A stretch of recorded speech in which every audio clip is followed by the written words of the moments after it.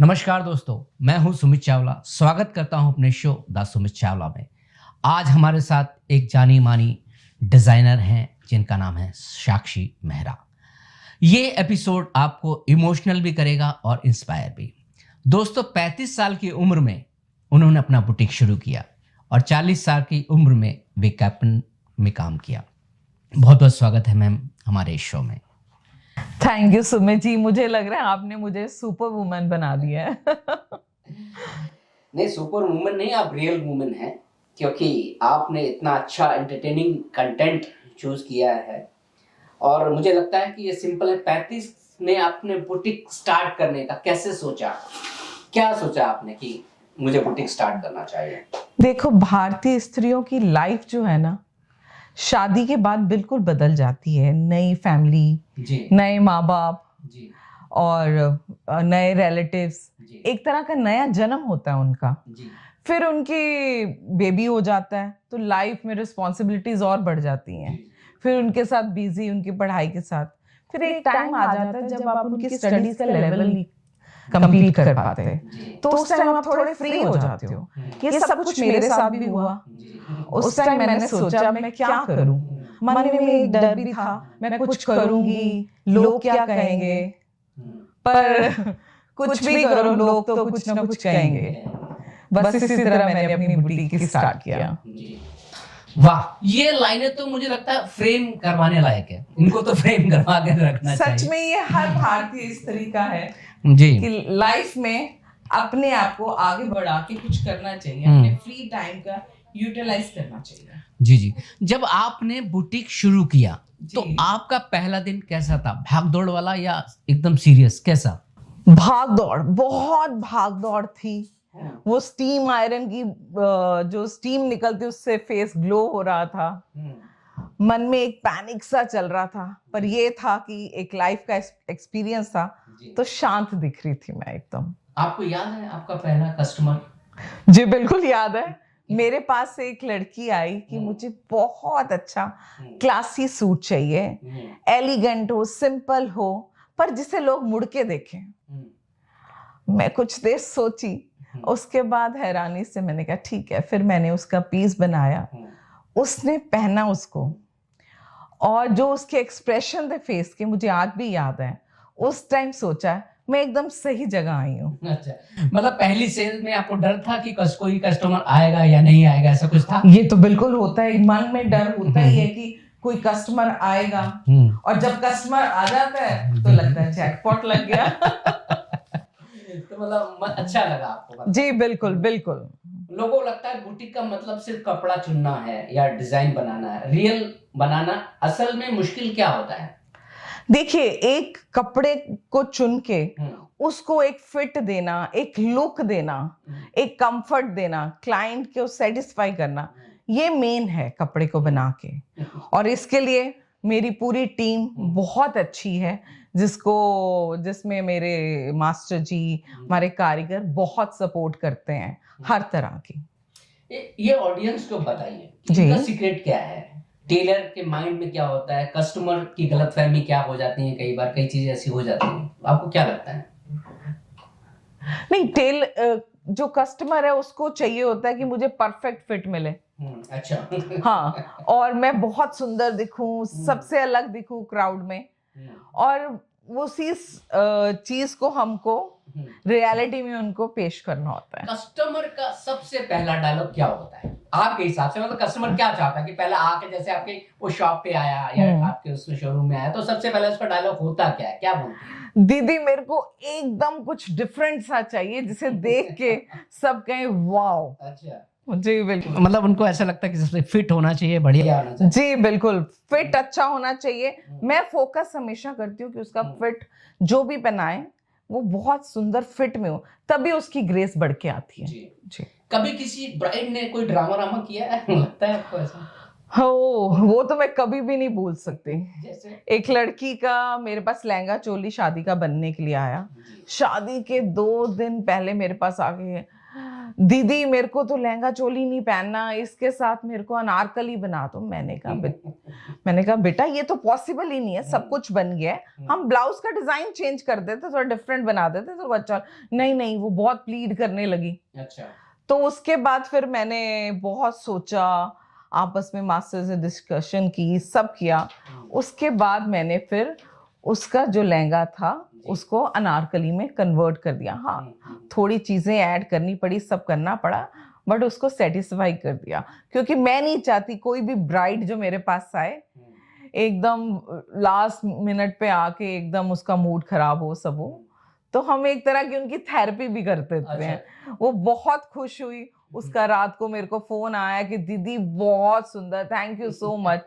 बहुत कामली बोला उसने। मेरे को ये लगा चलो। 35 में स्टार्ट करने का सबसे बड़ा डर क्या है? डर कि लोग क्या कहेंगे, मैं कर पाऊंगी नहीं कर पाऊंगी, मेरे से मैनेज हो जाएगा, ये सबसे बड़ा डर रहता है। उसके बाद पर मेरे हस्बैंड ने यहाँ मुझे बहुत सपोर्ट किया। उन्होंने कहा मैं तुम्हारे साथ हूँ, यू कैन डू। तो अच्छा रहा। अच्छा, कोई 3 ऐसे गोल्डन रूल्स बताइए हमारे दर्शकों के लिए, क्योंकि हो सकता है इसमें से कोई आप किसी तरह का वेंटर करे। जी, 3 रूल्स हैं, गोल्डन रूल्स हैं। एक तो आप अपनी गद्दी पे बैठें, पूरा टाइम दे अपने काम पे। दूसरा, आपके पास स्टाफ, कारीगर, मास्टर सब बहुत अच्छे होने चाहिए। तीसरा, आपने फिट बहुत अच्छी देनी है, और जो टेलरिंग मटेरियल है वो बेस्ट होना चाहिए। ये 3 रूल्स हैं। आपको क्या लगता है कि आपने लेट स्टार्ट किया? नहीं, मुझे नहीं लगता। मुझे अब लगता है मैंने परफेक्ट टाइम पे स्टार्ट किया है, क्योंकि यंग एज में वो इतनी पेशेंसली आप नहीं टैकल कर सकते जो इस एज में आके आप पूरी सिचुएशन को, पूरी अपने स्टाफ को, सबको अच्छे से टैकल करके, और अपने क्लाइंट्स को अच्छे से टैकल कर सकते हो। 35 से 40 में सबसे बड़ा बदलाव? 35 से 40 में मेरे में बहुत कॉन्फिडेंस आ गया। अच्छा। मेरी जितनी क्लाइंट्स थी वो मेरी क्लाइंट्स ज्यादा मेरी फ्रेंड्स बन गई। मैं उनको क्लाइंट की तरह डील नहीं करती थी। ओके। और जो मेरा स्टाफ था जी, उनको मैंने हमेशा अपने बच्चों की तरह ट्रीट किया। ग्रेट। मतलब आपने सबको फ्रेंड बना लिया, फ्रेंड ही हो गए आप। फ्रेंड हो गए। हम बैठते थे, गॉसिप करते थे। अच्छा। और साथ में कपड़े तो बनते ही हैं। लेडीज का काम गॉसिप। बिल्कुल। किस तरह के गॉसिप रहते हैं आपके उसमें? वो तो लेडीज के गॉसिप आपको मालूम है, घर की बातें, इधर उधर की सब बातें करके उनको अच्छा लगता है कि आप उनकी बात सुनो, उनके साथ फ्रेंडली बैठो। तो फिर जाते जाते सूट तो फिर ले ही लेते हैं। मतलब रिस्पेक्ट के साथ। जी बिल्कुल, रिस्पेक्ट, फुल रिस्पेक्ट। हाँ, साथ में नाम भी बोलना नहीं होता है। ठीक है जी। जी बिल्कुल। तो मैम सबसे इम्पोर्टेंट लेसन क्या है? पहले मुझे पैसा पहले मुझे पैसा मांगने में हिचकिचाहट होती थी, लेकिन अब मुझे लगता है हम बिजनेस कर रहे हैं, हम अपना ही मेहनत के पैसे मांग रहे हैं। हम पैसा कमाएंगे तो आगे पैसा जाएगा, लेबर्स हो गई, एम्ब्रॉयडरी हो गई। तो ये सबसे बड़ा लेसन हमने सीखा है कि कुछ भी आप काम कर रहे हो, ऑर्डर्स ले रहे हो, एडवांस लो। 50% एडवांस जरूर लेना चाहिए, क्योंकि विदाउट मनी आप कुछ भी नहीं आगे कर सकते। फैब्रिक परचेजिंग, ये वो सब कुछ आपको लेना पड़ेगा। कभी लेट पेमेंट भी करता है कस्टमर? ऐसी सिचुएशन में आने नहीं देती मेरी पेमेंट। डिलीवरी तभी होती है कि जब पेमेंट फुल आ जाए। अच्छा। तो वो सिचुएशन नहीं हम आने देते, ताकि हम फिर पेमेंट के लिए, और मेरे क्लाइंट्स हैं भी बहुत अच्छे, पहले एडवांस भी देते हैं और डिलीवरी के टाइम पैसा भी पूरा देके जाते हैं। अब आपके मतलब 40 की उम्र में आपने विज्ञापन में भी आना शुरू कर दिया। इसके बारे में पूरी ऑडियंस को बताइए, क्या वो पूरी स्टोरी क्या है? वो ऐसे कि एड्स के लिए हमारे पास स्टोर पे आए थे लोग। तो फिर उन्होंने कुछ परचेज करने आए थे, तो उन्होंने कहा ऐसे दीदी हम ऐड बना रहे हैं, हमें आपके जैसे ही फेस चाहिए। तो फिर मैंने उनकी 2-3 एड्स की। अच्छा। जो मुझे बहुत अच्छा एक्सपीरियंस लगा। एक मन में हिच और डर था कि लोग क्या कहेंगे, बट मेरे हस्बैंड ने फिर मुझे सपोर्ट किया कि तेरा दिल है ना तो तू जरूर कर। तो मैंने वो एड्स की। अच्छा। हाँ। तो पहली शूटिंग में क्या हुआ? पहली शूटिंग में आपको कैसा लगा? क्या हुआ? शूटिंग में हल्की से डर होता है कि मैं कर पाऊंगी कहीं फंबल तो नहीं करूंगी, मेरे से डायलॉग्स बोले जाएंगे, बट हो गया बहुत अच्छे से। ठीक है, बहुत अच्छा। तो आपको स्क्रीन पे देख के कैसा लगा, अपने आप को देख के कैसा लगा? मुझे स्क्रीन पे अपने आप को देख के बहुत अच्छा लगा, बार बार देखती रही अपने आप को। एक नया एक्सपीरियंस था, हाँ। जो कभी नहीं किया था। अच्छा। एक कॉन्फिडेंस मेरे अंदर आया। अच्छा, लोगों की कुछ टिप्पणियां इस बारे में? देखो, लोग मुंह पे तो कुछ नहीं बोलते, पीठ पीछे बोलते भी हो तो मुझे फर्क नहीं पड़ता। ठीक है, मैं खुश हूँ, मेरे हस्बैंड को, मेरी फैमिली को कोई ऑब्जेक्शन नहीं है जी, तो इसके लिए मुझे इतना नहीं।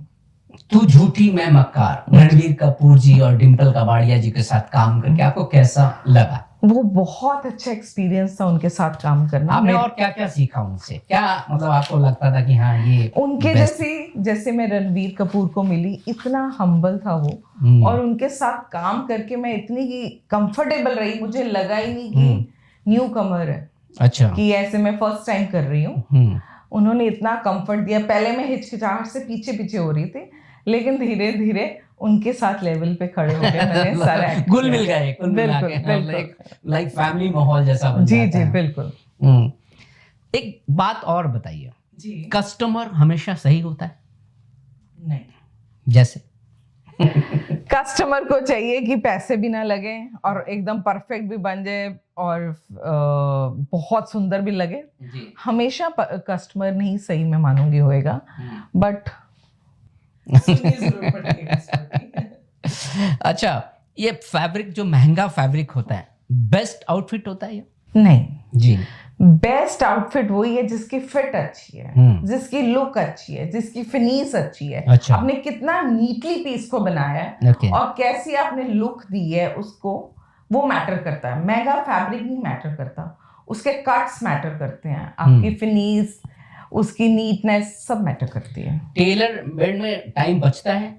जो टेलर मेड करते हैं, बनाते हैं, उसमें टाइम बचता है आपको लगता है? नहीं, नहीं बचता। नहीं, उसमें टेलर मेड में टाइम नहीं बचता।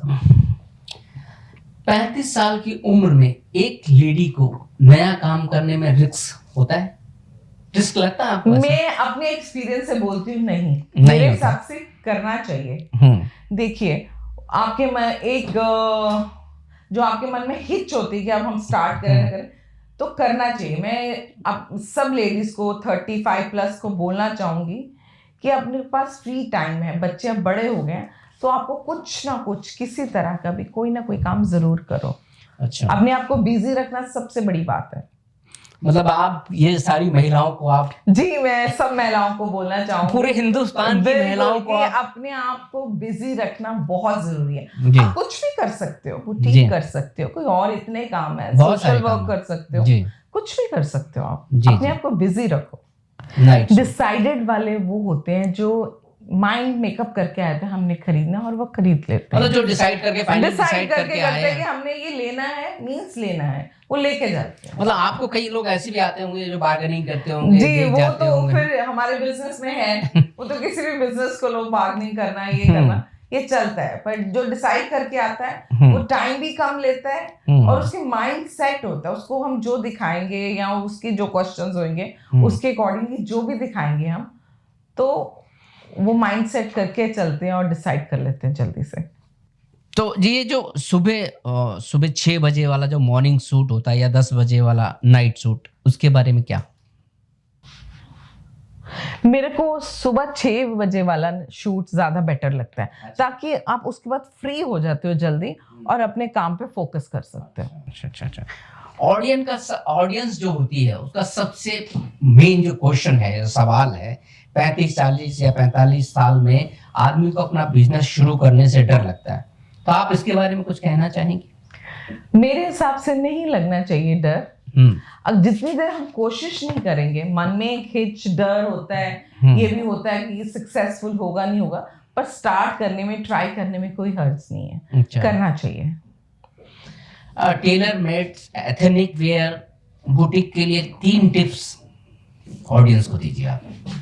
टेलर मेड एथनिक वेयर आपके अकॉर्डिंगली कपड़े बनाएंगे, जैसा वर्क आपको चाहिए उसके अकॉर्डिंगली बनेगा, फिट एकदम परफेक्ट आएगी। नहीं तो रेडीमेड में क्या होता है, ऑल्ट्रेशन ये वो, जो मेक टू ऑर्डर पीसेस होते हैं आपके अकॉर्डिंगली कलर, डिजाइन, एम्ब्रॉयडरी सब बनते हैं। तो मेरे हिसाब से एथनिक वेयर में मेक टू ऑर्डर ज्यादा बेटर है। ट्रेंड्स को कैसे आप हैंडल करते हैं, क्योंकि नए नए ट्रेंड्स आते हैं, नए नए डिजाइन आते हैं, नई नई चीजें आती हैं, नए नए। देखिए ट्रेंड्स तो चलते रहते हैं, हमें ट्रेंड्स को फॉलो भी करना पड़ता है क्योंकि हर बंदा लेटेस्ट कपड़े पहनना चाहता है। तो ट्रेंड्स को हम फॉलो करके जो लेटेस्ट कलर हैं, फैब्रिक्स हैं, हम उसके अकॉर्डिंगली चलते हैं और क्लाइंट को वही चीजें बना के देते हैं जो कि लेटेस्ट हो। जैसे वर्क है उसमें लाइफ में बैलेंस कैसे बनाते हैं आप? देखो फैमिली और उसमें बैलेंस बनाना बहुत ज़रूरी है। जहाँ पे आपको फैमिली के टाइम देना है वो तो देना ही पड़ेगा, जहाँ वर्क के लिए टाइम देना है वो तो आपको अपना एक बैलेंस फैमिली के साथ अंडरस्टैंडिंग होती है, तो वो बैलेंस बना के हम चलते ही हैं। जी जी।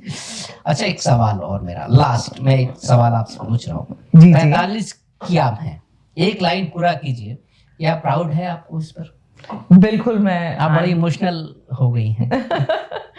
मैं बहुत अपने आप पे प्राउड फील करती हूँ कि मैंने जो सोचा था मैंने अचीव किया है जी।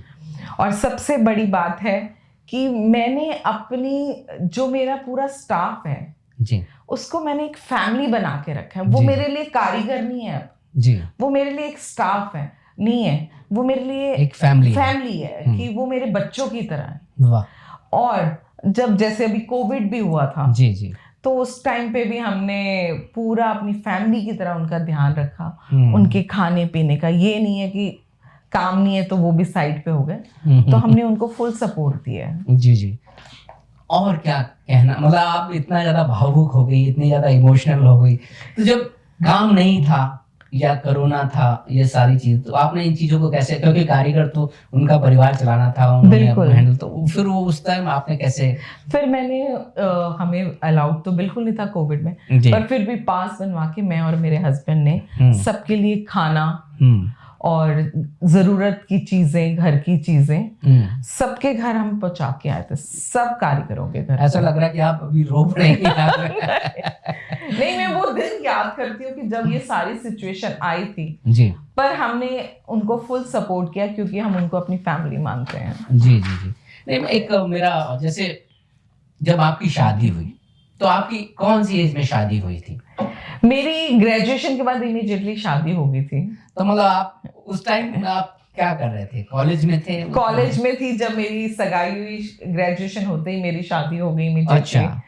और कुछ टाइम बाद मेरी बेटी हुई पहली। अच्छा अच्छा। हाँ जी। तो आपने लव मैरिज किया या अरेंज मैरिज किया? नहीं, मेरी अरेंज मैरिज थी। अच्छा अच्छा जी।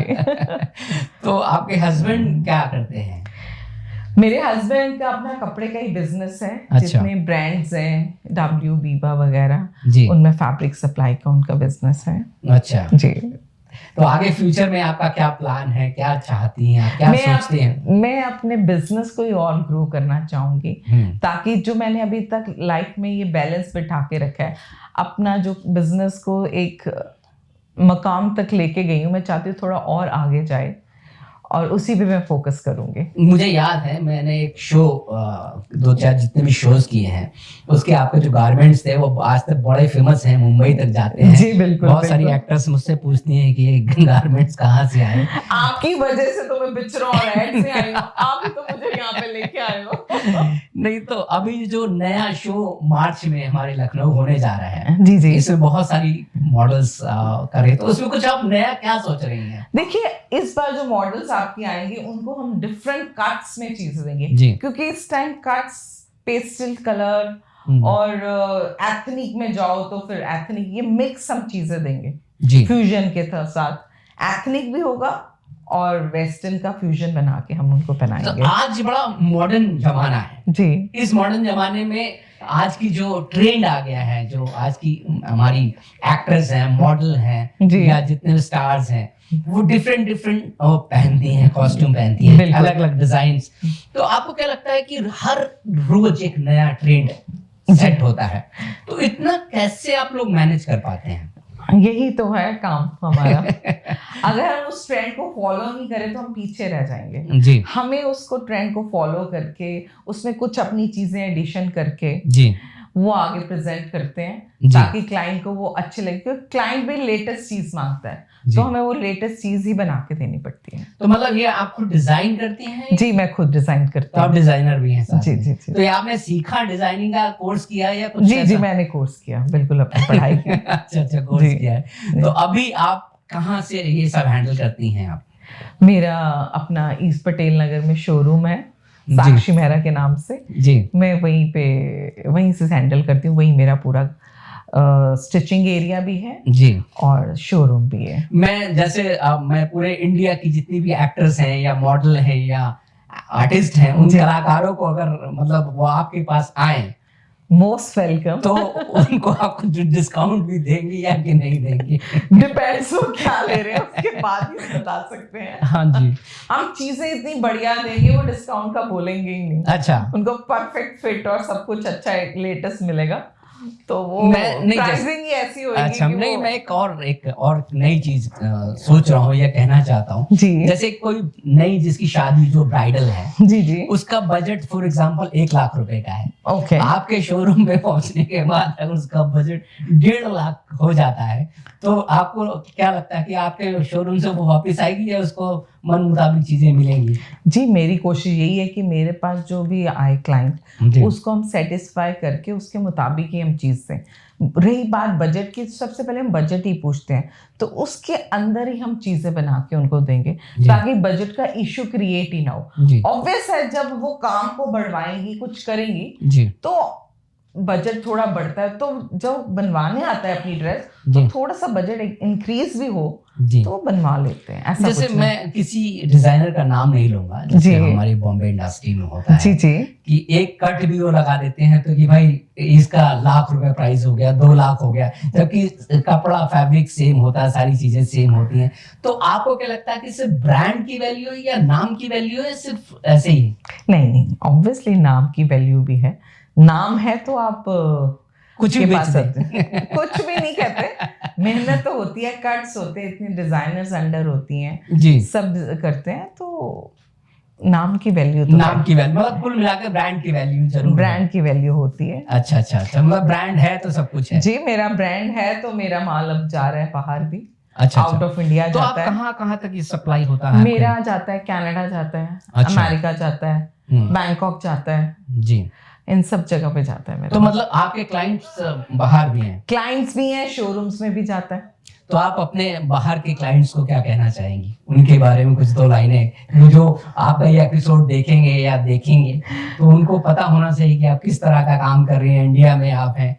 तो आज वो इस शो के माध्यम से आपसे कुछ कहना चाहेंगे या आप उनको कुछ कहना चाहेंगी? थैंक यू मेरे पे ट्रस्ट करने पे। वो आप सब मुझे डिजाइन्स बोलते हो बनाने के लिए और मैं आपको बना के भेजती हूँ। इतने सालों से हमारा उनका कांटेक्ट है जी, तो टचवुड बहुत अच्छे से चल रहा है। Thank you so much everyone. तो आपकी अपनी दिल्ली की फ्रेंड्स को कुछ कहना चाहेंगी? मेरे दिल्ली की तो सारी फ्रेंड्स इतनी अच्छी हैं, मैं उनको थैंक्स अ लॉट ही बोल सकती हूँ। कोई ऐसी आपकी कोई फ्रेंड जो आपको बहुत मोटिवेशन देती हो, आपकी ऐसी कोई क्लोज फ्रेंड आपको क्या लगता है कभी मिलती हो या कहती हो? नहीं, मेरी जितनी फ्रेंड्स हैं, मानो क्लाइंट्स हैं, वो अब फ्रेंड्स बन चुके हैं इतने साल। वो जितनी है वो मोटिवेशंस देते हैं कि ये करो, आप ये न्यू करो, ये ऐसा लाओ। ऑब्वियसली सारी वो उनकी चीजें भी हम सुनते हैं, उसके अकॉर्डिंगली भी चलते हैं। अच्छा जी जी जी बिल्कुल। तो बहुत अच्छा लगा मैम आपके साथ ये एपिसोड करके। हमें उम्मीद है कि दिल्ली की ऑडियंस को, हमारी मुंबई इंडस्ट्री को ये आपका एपिसोड बहुत पसंद आएगा और नए जितने भी डिजाइन्स हैं वो आप तक आएंगे, लोग आपसे मिलने आएंगे। आज की मॉडल, एक्टर्स और ये सारे लोग आपसे मिलेंगे।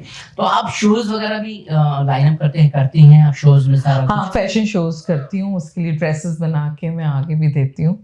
तो जो हमारा मार्च में शो होने जा रहा है, आप उसके बारे में 2 लाइनें कहना चाहेंगे? 16 मार्च को सुमित जी का शो हो रहा है, जिसमें हम बहुत सुंदर ड्रेसेस बना के दे रहे हैं। तो प्लीज आप भी आइए उस शो को देखने के लिए। Thank you so much ma'am, आपका बहुत बहुत धन्यवाद, आपने अपना कीमती समय दिया है। तो दोस्तों बहुत बहुत शुक्रिया आप लोगों को भी इस एपिसोड देखने के लिए। तो मिलते हैं किसी और सेलिब्रिटी के साथ अगले एपिसोड में। शुभ रात्रि, शब्बा खैर, गुड नाइट। Thank you.